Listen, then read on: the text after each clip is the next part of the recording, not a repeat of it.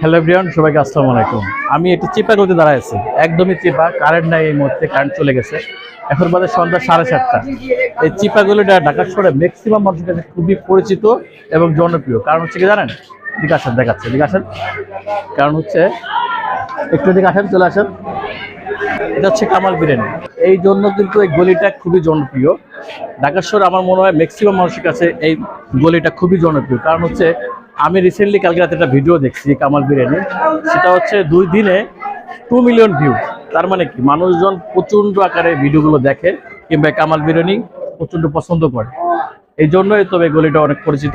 তো আমরা আছি একদম চিপা চাপা গলি, খুব বেশি একটা ভালো তা না, রাস্তাঘাটও অতটা বেশি ভালো না, কিন্তু গলিটা খুবই পরিচিত। সো এই কামাল বিরিয়ানি আমরা খাবো আজকে, আমরা 4 জন আছি।